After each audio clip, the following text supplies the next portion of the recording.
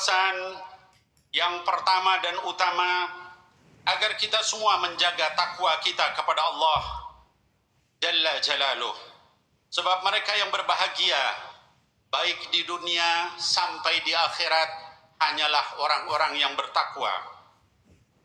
Dan tidak terasa hari ini kita sudah berada di bulan penuh cinta, bulan kerinduan. Karena di bulan ini adalah bulan dilahirkannya sang pemimpin, sang teladan, sang kekasih kita, yaitu Rasulullah sallallahu alaihi wasallam. Dan kita bahkan akan memperingati kelahiran beliau sallallahu alaihi wasallam yang mulia, yaitu hari di mana jutaan umat manusia, kaum muslimin di berbagai pelosok negeri, bahkan di berbagai negara memperingati kelahiran beliau sallallahu alaihi wasallam. Dalam ayat di surah At-Taubah ayat ke-128 yang tadi khatib bacakan, Allah Jalla wa Ala menjelaskan kepada kita sebagian dari keutamaan sifat-sifat yang mulia dari Sayyidina Muhammad sallallahu alaihi wasallam. Apa saja sifat-sifat utama baginda Rasulullah sallallahu alaihi wasallam yang bisa dan wajib kita contoh dalam kehidupan kita sehari-hari. Sidang Jumat Masjid Istiqlal yang dimuliakan oleh Allah Azza wa Jalla, setidaknya ada 3 sifat dari banyak sekali sifat keutamaan baginda Nabi Muhammad sallallahu alaihi wasallam yang bisa kita contoh dan juga kita teladani sehingga hidup kita mencapai derajat yang amat tinggi. Di antara sifat-sifat itu adalah sebagai berikut. Pertama adalah kesabaran baginda Nabi Muhammad sallallahu alaihi wasallam. Kalau kita melihat kesabaran, tidak ada manusia lebih sabar dari baginda Nabi Muhammad sallallahu alaihi wasallam. Disebutkan di dalam kitab Sirah Nabawiyah, sejak kecil beliau yatim. 3 bulan dalam kandungan sudah wafat ayahnya. Lalu setelah lahir beliau dipisahkan dari ibunya untuk menyusu kepada Halimah atau Thuwaibah dari Bani Sa'diyah. Di usia 5 tahun beliau dikembalikan kepada ibu kandungnya. Dan di usia 6 tahun beliau ditinggal oleh ibu kandungnya juga. Lalu beliau tinggal bersama kakeknya hanya 2 tahun. Setelah itu kakeknya wafat di usia beliau 8 tahun. Atau kalau sekarang adalah anak kelas 2 SD.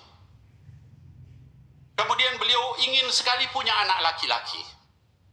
Tapi ketiga anak laki-lakinya satu demi satu diwafatkan oleh Allah Subhanahu wa taala. Yang pertama adalah Qasim, sehingga beliau diberikan gelar Abul Qasim. Wafat ketika masih bayi. Kemudian Abdullah wafat ketika masih bayi.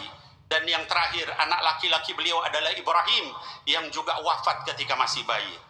Tidak ada satu manusia di atas dunia ini yang diberikan cobaan lebih berat daripada Nabi Muhammad sallallahu alaihi wasallam, tapi beliau bersabar dengan semua cobaan itu. Tidak cukup sampai di situ, ketika beliau sedang ditekan oleh orang-orang musyrikin Quraisy, 2 orang yang sangat beliau butuhkan, yaitu istri beliau yang senantiasa memberikan dana karena adalah seorang pengusaha wanita, dan juga paman beliau yang merupakan tokoh pejabat Quraisy. Dua-duanya pun diwafatkan oleh Allah Subhanahu wa taala. Seolah-olah Allah ingin menyampaikan kepada baginda Nabi Muhammad sallallahu alaihi wasallam, pelindung engkau hanya Allah Subhanahu wa taala, dan Anda tidak boleh tergantung kepada satu manusia pun dan tidak boleh mencintai siapapun kecuali hanya Allah Subhanahu wa taala. Yang kedua, sifat beliau yang luar biasa adalah kasih sayang beliau sallallahu alaihi wasallam. Dalam hadis dikatakan beliau mengulang-ulang surah Al-Maidah ayat 118 yang berbunyi, in tu'adzibhum fa innahum ibaduk wa in taghfir lahum fa innaka antal azizul hakim. Beliau mengulang ayat ini sambil nangis. Salat malam terus menerus nangis terus, sehingga kemudian Allah mengutus Jibril alaihissalam untuk bertanya, tanyakan kepada Muhammad kenapa dia nangis terus. Padahal Allah Maha mengetahui. Maka Jibril pun menanyakan kepada beliau, Allah menanyakan kenapa anda nangis terus. Kata beliau, ya Jibril ummati. Wahai Jibril, saya khawatir dengan umatku. Maka kemudian Jibril naik ke atas berjumpa dengan Allah. Lalu kata Allah, sampaikan kepada Muhammad, aku tidak akan mengecewakan dia tentang umatnya. Kemudian berikutnya beliau diberikan doa yang tidak ditolak. Disebutkan beliau dikumpulkan bersama para nabi alaihimussalatu wassalam. Lalu setiap nabi, kata beliau, berlomba-lomba berdoa kepada Allah. Lalu kata beliau, kecuali saya. Ditanya sama Allah, wahai Muhammad, apa keinginanmu? Ya Allah, doanya saya tunda nanti di akhirat untuk umatku. Dan bahkan wasiat terakhirnya, ketika seorang akan meninggal, semua orang yang dia cintai yang dia ucapkan. Mungkin istrinya, mungkin anaknya, mungkin orang tuanya, mungkin temannya, dan seterusnya. Tapi kata-kata beliau yang terakhir adalah ummati, ummati, as-salah, as-salah. Wahai umatku, jangan tinggalin sholat. Wahai umatku, jangan tinggalin sholat. Begitu cintanya beliau kepada kita. Lalu apa yang kita balas sama beliau? Salawat sekedarnya saja, seingatnya saja. Baca sirah perjuangan beliau semampunya, kadang-kadang bahkan nggak sempat. Mudah-mudahan Allah mengampuni kita. Amin ya Allah ya Rabbal Alamin. Kaum muslimin, sidang Jumat yang diampuni oleh Allah Subhanahu wa taala. Sifat teladan beliau yang ketiga adalah rendah hatinya beliau sallallahu alaihi wasallam. Tidak ada manusia di atas dunia yang lebih tawadhu, lebih rendah hati daripada Sayyidina Muhammad sallallahu alaihi wasallam.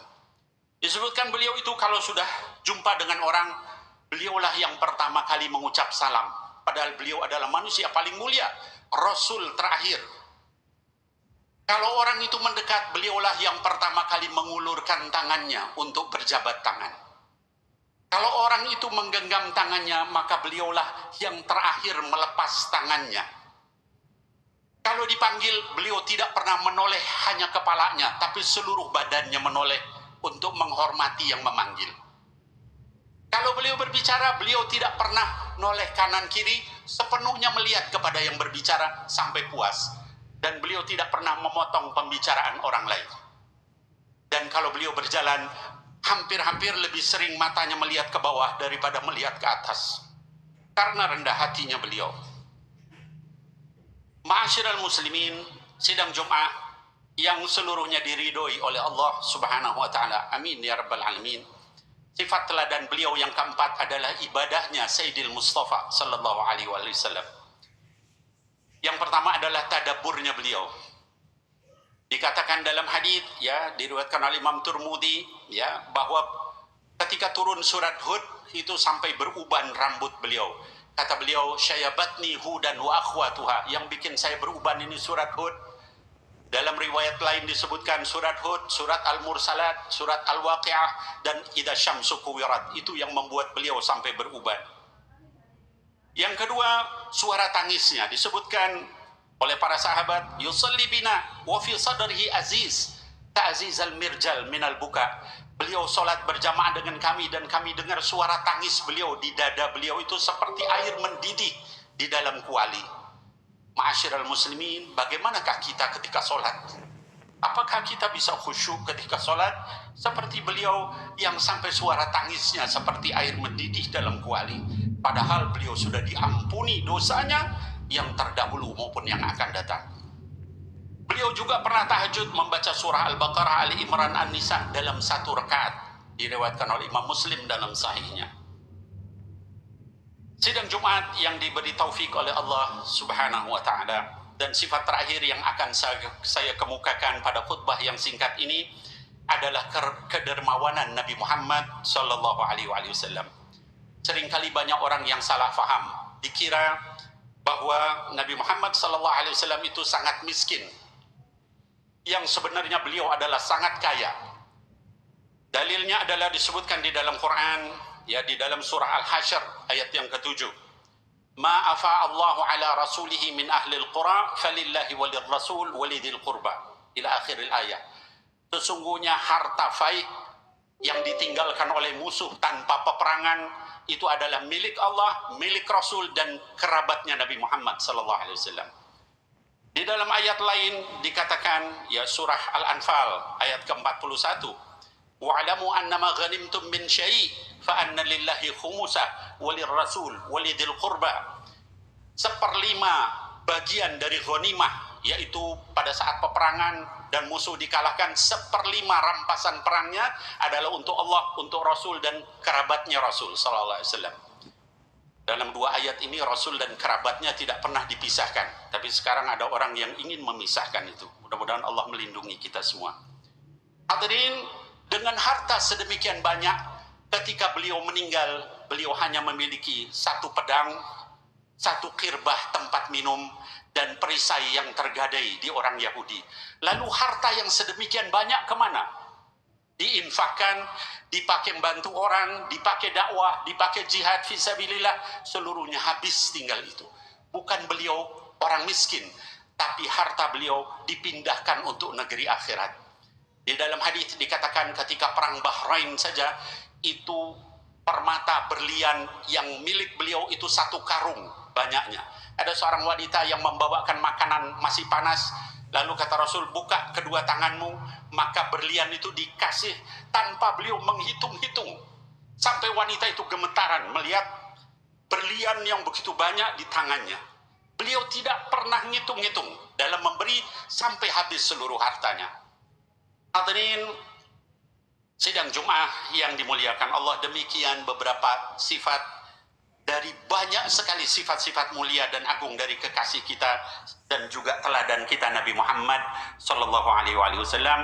Mudah-mudahan kita semua bisa meniru sifat-sifat itu di bulan penuh keberkahan, yaitu bulan Rabiul Awal ini. Mudah-mudahan kita niatkan kita akan mengikuti beliau, mencintai beliau lebih dari segala sesuatu kecuali Allah Subhanahu wa taala.